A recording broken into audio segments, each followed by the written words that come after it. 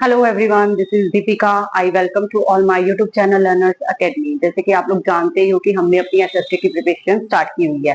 SST हमने ऐसी start किया जो कि पूरी एनसीईआरटी पे बेस्ड है, जो कि आपके हर एक कॉम्पिटिटिव एग्जाम के लिए बहुत ही ज्यादा यूजफुल है।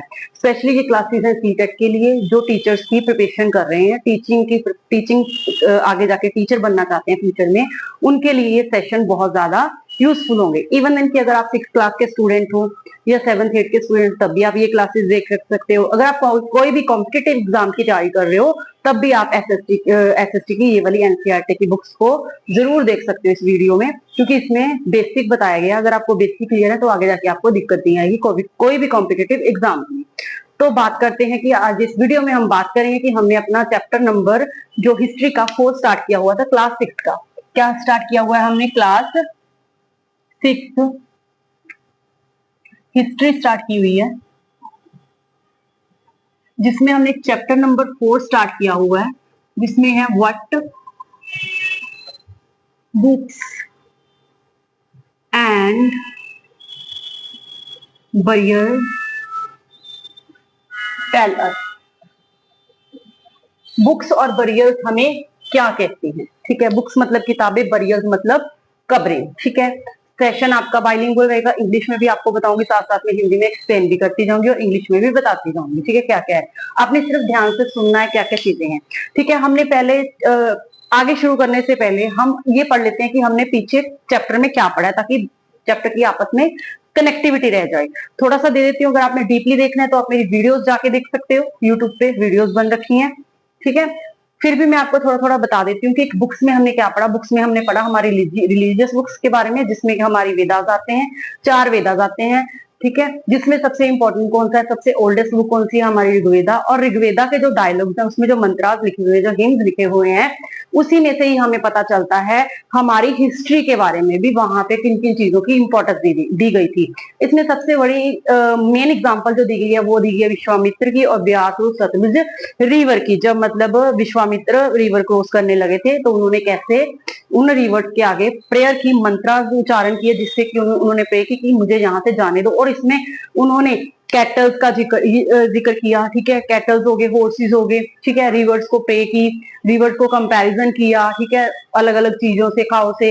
तो मतलब इससे हमें पता चलता है कि उस टाइम में कैटल्स हो गए, हॉर्सेस हो गए और चैरियट्स हो गए, इनकी बहुत ज्यादा इंपॉर्टेंस थी, क्योंकि जो विश्वामित्र थे वो खुद भी चैरिट पे, मतलब रथ के ऊपर वहां पे आए हुए थे, मतलब वहां पे रथ यूज होते थे।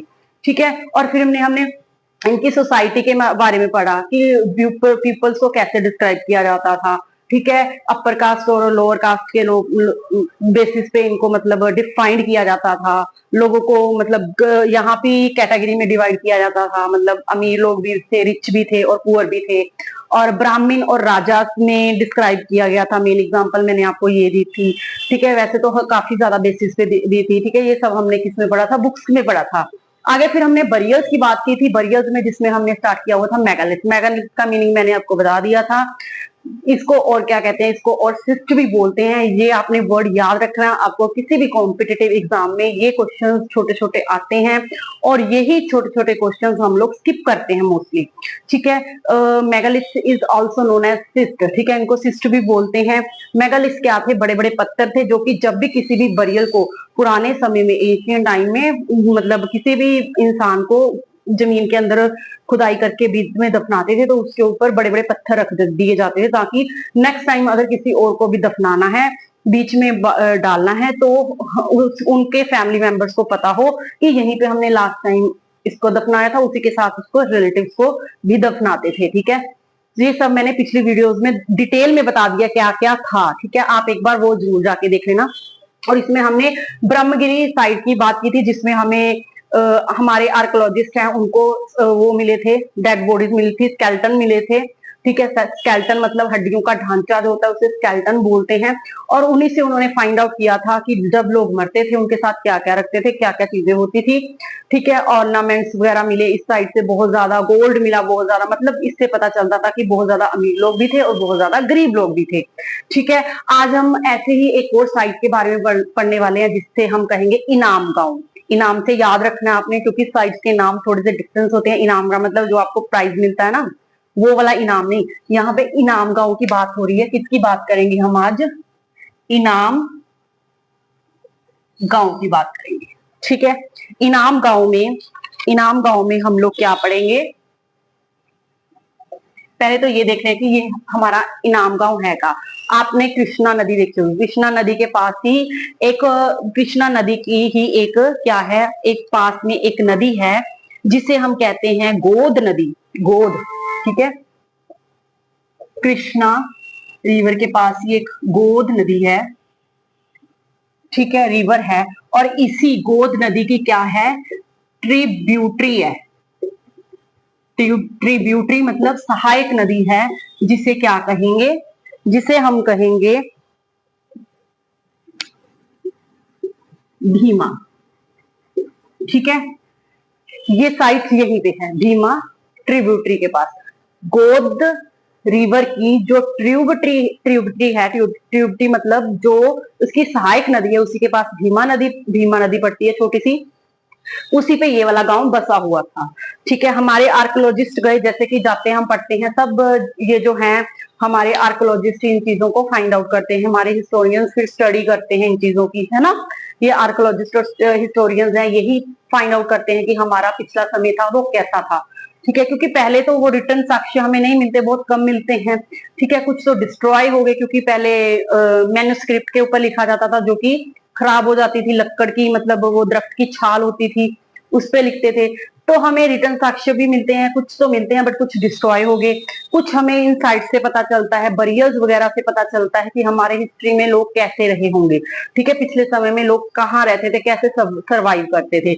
तो अभी इसी में हम बात कर रहे हैं बरियल्स में। बरियल्स में कौन सी साइड? इनाम गांव वाली साइड, जो कहाँ पे है?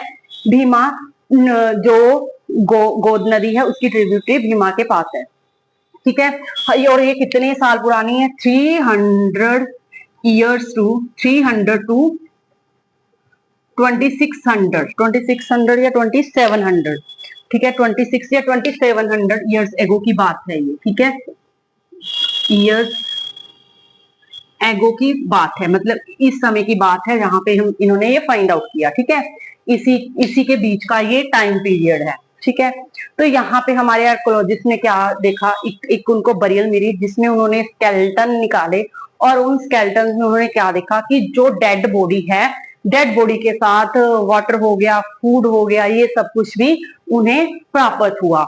तो इससे उन्होंने क्या, उनको क्या पता चलता है? इससे ये पता चलता है कि जनरली जो अडल्ट होते थे, जब उनकी डेथ होती थी, वो कहाँ पे कैसे उनको किया जाता था? इनमें सपोज ये साइड साइड में बरियल मिली इनको, यहाँ पे एक अडल्ट की बॉडी है, ठीक है। ये मैंने आपको बता ही दिया था, ये मेगालिथ्स है, ठीक है। बॉडी मिली, और ये बॉडी किसकी थी? एक अडल्ट की थी। किसकी बॉडी थी? एक अडल्ट की बॉडी थी, ठीक है। उन्होंने क्या देखा कि ये जो अडल्ट की बॉडी है वो कैसे सुलाई जाती थी? उनको मेनली स्ट्रेट सुलाया जाता था, जिसमें उनका हेड नॉर्थ की साइड होता था, ठीक है। स्ट्रेट स्ट्रेट होती थी, और हेड किसकी साइड होता था? हेड उसका नॉर्थ की साइड होता था, ठीक है। नॉर्थ समझते हो ना, ये वाला, ठीक है। मतलब ऐसे ही नॉर्थ वाली साइड उसका हेड करके मेनली ये पहचान होती थी अडल्ट की बॉडी की, ठीक है। उन्होंने ये मेन स्पेशल चीज पाई, बाकी की बॉडियों की में भी हो सकता है कि और साइड हो, बट जो स्पेशल चीज उन्होंने इनमें देखी इस साइड में यही थी कि अडल्ट की बॉडी मिली जो कि स्ट्रेट स्ट्रेट लेटी हुई थी, उसका हेड नॉर्थ वाली साइड पे था, ठीक है। और क्या देखा? Some time burials were with in the houses, ठीक है। सम टाइम क्या होते थे? सम टाइम बरियल्स क्या होते थे? हाउसेस के बीच होते थे, विद इन द हाउसेस, ठीक है। हाउसेस के बीच में बरियल्स होते थे। आजकल तो क्या होता है, कोई मरता है, किसी की डेड बॉडी होती है, उसको 4-5 घंटे बड़ी मुश्किल से घर में रखते हैं और बोलते हैं जी चलो जी इनके रिश्तेदारों को फोन करो और जो जाके इनको जो भी हमारे रिचुअल्स हैं उसके हिसाब से जला दो। बट हमने यहाँ पे क्या देखा कि कुछ डेड बॉडीज का, ये वाली डेड बॉडीज हमें मिली कहाँ पे थी? विद इन द हाउसेज के बीच में, ठीक है। जिसमें कि इनके साथ क्या मिला? vessels मिली that probably contained food and water were placed with the dead body के साथ ठीक है, इसी डेड बॉडी के साथ हमें क्या मिला, हाउसेस के बीच मिली, और डेड बॉडी के साथ हमें क्या मिले, डेड बॉडी के साथ हमें मिले वेसल्स मतलब बर्तन मिले, और जिसमें उन्होंने क्या देखा, क्या रखा हुआ था, फूड रखा हुआ था, वाटर रखा हुआ था, ताकि जब इनको जरूरत पड़े ये खा पी सके। ठीक है, उनका मानना था लोगों का। ठीक है, और यहीं पे एक मैन की एक और बरेड मिली, मतलब जिसमें जो मैन की मतलब जो भी इन्होंने यहाँ पे इनको कब्रें मिली, उन्होंने क्या देखा कि एक जो थी ना बरेड मतलब कब्र थी, कहाँ पे खोदी गई थी, 4 रूम्स वाले बहुत बड़े घर के बीच में। ठीक है, कोर्टयार्ड के बीच में। सो ये बहुत बड़ा घर है। आपकी एनसीईआरटी बुक में शायद ऐसे ऐसे रूम्स वगैरह बने हुए हैं, और उसका ये कोर्टयार्ड है, यहीं पे इसको दफनाया गया है। 4-5 रूम्स वाला एक बहुत बड़ा घर है। ठीक है, और उसी के कोर्टयार्ड में, मतलब कोर्टयार्ड मतलब आंगन के बीच में ही जो कब्र है उसको दफना दिया गया। ठीक है, मतलब उसको दफना देते थे। सेंटर ऑफ द सेटलमेंट कहते, one man was found buried in a large 4-legged clay jar in the courtyard of a 5-roomed house is one of the largest house at the site in the centre of the settlement. और ये house था settlement में one of the largest house था। अब इससे हम क्या gas लगा सकते हैं, इससे हम एनालाइज कर सकते हैं। क्या एनालाइज करते हैं हम, एनालाइज करते हैं कि हो सकता है जब जिसका घर बहुत बड़ा होगा और सिर्फ एक ही पाया जाएगा पूरे विलेज में या पूरे गांव में, तो 1 या 2 ही घर होंगे, तो मतलब कि ये हो सकता है किसी चीज की, किसी इंपॉर्टेंट पर्सन की बॉडी हो। ठीक है, ये भी गैस लगाया जा सकता है। ठीक है, तो हो सकता है कि ये किसी चीफ की या किसी बहुत बड़े अमीर या रिच पर्सन की ये डेड बॉडी हो। ठीक है, और अब और ये स्केल्टन्स जब उन्होंने बाहर निकाले हमारे आर्कोलॉजिस्ट ने, तो इससे उन्होंने और क्या देखा, उन्होंने देखा कि ये जो स्केल्टन्स हैं, स्पेशली ये जो स्केल्टन्स हैं, उन्होंने स्टडी किया। ठीक है, स्टडी जब स्केल्टन को स्टडी करेंगे, सपोज सारे मैन के नहीं होंगे, सारे अडल्ट के। अब ये भी माइंड में आता है, अडल्ट का नाम मेंशन है स्पेशल यहाँ पे। ठीक है, अडल्ट मतलब यहाँ पे अडल्ट की डेड बॉडीज मिली ज्यादातर, या फिर इन्होंने यहाँ पे डिफाइन किया, इनको अलग अलग पर्सन की मिली हो सकती होंगी, अडल्ट की, मैन की, वुमेन की, गर्ल्स की, बॉयज की। ठीक है, बच्चों की, गर्ल और बॉय हो गए, अडल्ट मतलब वुमेन और मैन हो गए। अब आप लोग सोच सकते हो कि ये डिफाइंड जेंडर कैसे डिफाइन करते थे, है ना। आपके माइंड में ये क्वेश्चन आएगा अब कि ये जो जेंडर है डेड बॉडी का, जी हमारे आर्कोलॉजिस्ट कैसे फाइंड करते होंगे, है ना, कैसे फाइंड करते होंगे जेंडर। हो सकता है कि जो उनके पास डेड बॉडी के साथ, मैंने पिछले चैप्टर में बताया कि उनके साथ क्या मिलते थे, बर्तन भी थे, फूड भी मिलता था, यहाँ पे हमने देखा, और क्या ऑर्नामेंट्स भी मिलते थे। ठीक है, नेचुरल सी बात है, इनके भी ऑर्नामेंट्स मिले होंगे। शायद क्या वो गैस करते थे ऑर्नामेंट्स के साथ, या फिर उनके कपड़ों के स्टाइल के साथ, कैसे गैस करते थे कि ये एक बॉय की है या गर्ल की डेड बॉडी है, या फिर ये किसी मैन की है या वुमेन की है। ठीक है, अब सपोज ये डेड बॉडी है तो ये मैन की, बट इसमें से हमें ऑर्नामेंट्स मिले। अब पहले समय में क्या होता था, ऑर्नामेंट जो है वो मैन भी डालते थे, वो वुमेन भी डालती थी। फिर हम गैस कर सकते कि गर्ल्स के ये होते थे, ईयर्स वगैरह से पता चलता होगा पुराने समय में मेंस भी करते थे। हो सकता है उनके बाल लंबे लंबे हो, लेकिन हम अगर देखें हमारे हिस्ट्री में हमें एक अच्छी पिक्चर्स मिलती हैं जिसमें कि मैन भी बड़े बड़े बाल रखते थे। ठीक है, मैन और वुमेन बोथ। ठीक है, तो इससे तो हम श्योर नहीं है कि ये जो डेड बॉडी है या मैन की है या वुमेन की है। तो कैसे पता चलता था, उनको पता चलता था बोन्स से, बोन्स की शेप से। ठीक है, शेप से, बोन्स की शेप से उनको पता चलता था कि ये डेड बॉडी मैन की है, वुमेन की है। अब अगर आपने बायोलॉजी, अब हम इसमें थोड़ी सी बायोलॉजी की बात भी कर लेते हैं। देखो हिस्ट्री में कितनी अच्छी अच्छी बातें हैं, हिस्ट्री में हमें ज्योग्राफी भी मिल जाती है, बायो की बात भी हो जाती है, फिजिक्स भी, मतलब ऑलमोस्ट सारे सब्जेक्ट कनेक्ट हो जाते हैं इसमें। इतना इंटरेस्टिंग है ये हिस्ट्री वगैरह, या फिर एसएसटी बोल लो। आप लोगों को ये जो बोरिंग लगती है ना, ये बोरिंग नहीं है। अगर आपको इसको इंटरेस्ट से पढ़ोगे तो बहुत इंटरेस्टिंग चीजें हमें यहाँ से जानने को मिलती हैं। मतलब हमें पता चलता है कि आज के जमाने में ही लोगों का दिमाग होता था, पहले समय में भी लोगों का दिमाग बहुत ज्यादा काम करता था, बस उनके पास रिसोर्सेज की कमी होती थी। ठीक है। तो बोन्स और शेप से पता चलता है। कैसे पता चलता है? आपको पता है जो हिप हिप होता है ना, हिप का जो पेल्विक एरिया होता है वो मेन और वुमेन में दोनों में शेप में डिफरेंस होता है। जो वुमेन का होता है वो थोड़ा सा ब्रॉड होता है और जो मेन का होता है वो कम ब्रॉड होता है। ठीक है, आप एक बार देख लेना, आपको शायद पिक्चर वगैरह भी दिख जाएगी इसकी, गूगल पे सर्च कर लेना। तो मेन और वुमेन की हिप और पेल्विक एरिया का डिफरेंस, तो वहां पे आपको इसी चीज से बोन्स, क्योंकि उनको तो बोन्स मिलती थी या फिर कुछ चीजें मिलती थी जिससे वो पता आइडिया लगाते थे, बोन्स से ही पता करेंगे कि ये मैन की है, वुमेन की है, गर्ल की है या बॉय की है। किससे पता चलेगा? हिप से पता चलेगा, हिप का नीचे वाला पेल्विक एरिया से पता चलेगा। ठीक है, क्योंकि शेप पर थोड़ी सी इनकी डिफरेंस होती है। ठीक है, तो इनसे ये आइडिया लगाते थे कि ये मैन की है या वुमेन की। However, there are problem with this. Often men also wore ornaments. A better way of figuring out the sex of the skeleton is to look at the bone structure. Bone structure की तरफ ध्यान दिया जाता था। और special बात क्या होती थी? The hip or the pelvic area of women is generally large to enable child bearing, क्योंकि यहाँ पे चाइल्ड वगैरह बच्चे को जन्म वगैरह देती हैं, तो नेचुरल सी बात है जब गर्भवती होती हैं तो पेल्विक एरिया उनका ब्रॉड इसीलिए होता है। ठीक है, ये रीजन होता है। और अगर हम अब हम एक और बात करते हैं, किस चीज की बात करेंगे हम अब? हम बात करने वाले हैं,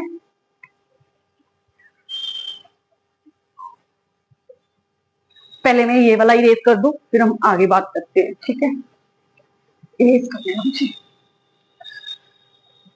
आई होप आपको जो मैं करवा रही हूँ वो समझ आ रहा होगा। ठीक है, और अपने साइड्स को ज्यादातर याद रखना है, क्योंकि हमारा जो कॉम्पिटेटिव एग्जाम है उनमें से क्वेश्चन इन्हीं में से ही बन के आते हैं। ठीक है,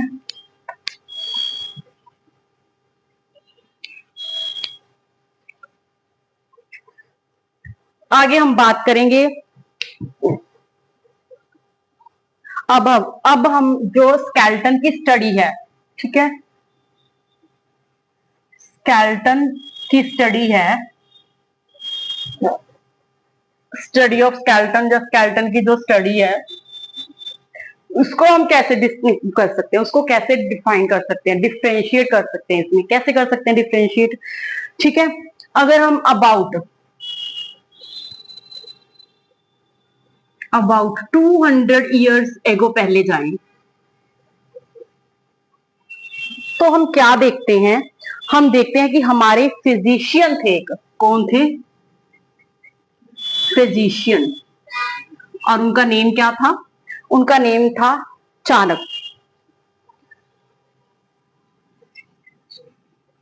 चाणक्य, ठीक है, ये हमारे फिजिशियन थे, ये हमारे 200 साल पहले फिजिशियन थे। उन्होंने जब बोन्स की स्टडी की तो उन्होंने क्या देखा कि 2000 साल पहले की बात है। ठीक है, तो उन्होंने क्या देखा? उन्होंने फाइंड आउट किया कि हमारी जो बोन्स होती हैं बॉडी में कितनी होती हैं? 336 बोन्स होती हैं। किसने किया? ये चाणक्य ने किया। 360 बोन्स, सॉरी 60 आएंगे, 60 आएंगे। ठीक है, बट जो हमारे मॉडर्न फिजिशियंस हैं वो क्या कहते हैं कि हमारी बॉडी में 206 बोन्स होती है। ठीक है, अब इनको अगर हम डिफ्रेंशिएट करें, कंपैरिजन करें इनका या डिफ्रेंशिएट करें इनको, हम ये कंक्लूजन निकालते हैं कि हो सकता है जो चाणक्य था उसने हमारा ये जो होता है ना, टीथ हो गए, हमारे ये जो ज्वाइंट्स हो गए, इनको भी बीच में ही काउंट कर लिया था। दैट इज द रीजन कि उन्होंने बताया था 360 बोन्स होती हैं ह्यूमन बॉडी में, बट मॉडर्न टाइम में 206 है। अब आपका क्वेश्चन ये भी बन सकता है कि एशियन टाइम में फिजिशियन आज से 200 साल पहले हमारे जो चाणक्य जी हैं उन्होंने कितनी बोन्स की बताई? 360। और मॉडर्न टाइम में कितनी है? 206। ठीक है, ये बात याद रखने वाली है। अब हमने इनको भी क्या कर लिया? ह्यूमन बॉडी की बोन्स को भी डिफ्रेंशिएट कर लिया। अब बात आती है नेक्स्ट लेवल पे चलते हैं, नेक्स्ट पॉइंट पे चलते हैं। नेक्स्ट पॉइंट हमारा निकल के आता है कि ऑक्यूपेशन। ठीक है, ऑक्यूपेशन ऑफ ह्यूमन।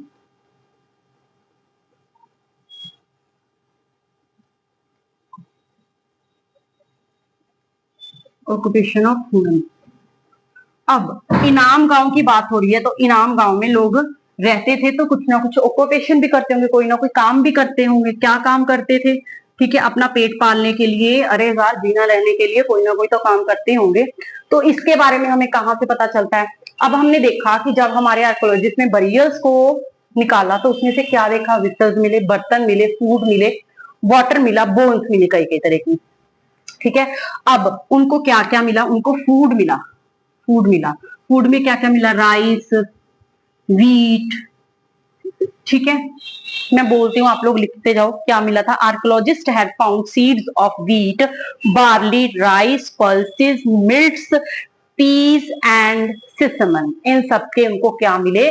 सीड्स मिले। ठीक है, सीड्स मिले इन सबके हमारे आर्कोलॉजिस्ट को बरियल की साइड में से। तो इससे हमें क्या पता चलता है कि वहां के लोग क्या करते होंगे? फार्मिंग करते होंगे। तो हम पढ़ रहे हैं कि इनाम गांव के लोगों का ऑक्यूपेशन क्या था? क्या था? फूड था, फार्मिंग था, हंटिंग था और गैदरिंग था। ठीक है, कैसे पता चला? जब हमारे आर्कोलॉजिस्ट ने बरियर्स को निकाला, कब्रों को निकाला, कब्रों के बीच में उनको विसल्स मिले, बर्तन मिले, उसके साथ उनको वीट के सीड्स वगैरह मिले, वीट के, राइस के। ठीक है, इन सब चीजों के। और क्या मिला? और उनको मिला बोन्स मिली। ठीक है, जामुन वगैरह, फ्रूट्स वगैरह के बीज मिले, जो भी फ्रूट्स खाते थे, फ्रूट्स को वो गैदर करते थे। ठीक है, तो हंटिंग किसकी करते थे? एनिमल्स वगैरह का हंटिंग करते थे और गैदरिंग, ग्रोइंग फूड करते थे। तो इससे हमें पता चलता है कि वहां पे इनाम गांव में लोगों का ऑक्यूपेशन क्या था? फार्मिंग था, हंटिंग था और गैदरिंग था। ठीक है, आई होप आपको पूरी वीडियो अच्छी लगी होगी, समझ आ गई होगी। अगर समझ आई हो तो मेरे चैनल को लाइक, शेयर और सब्सक्राइब जरूर कर दीजिएगा। अगर कोई डाउट हो तो बिना किसी हिचकिचाहट के, बिना किसी डाउट के आप नीचे कमेंट बॉक्स में कमेंट छोड़ सकते हो। तो मिलेंगे नेक्स्ट वीडियो में, तब तक के लिए बाय बाय।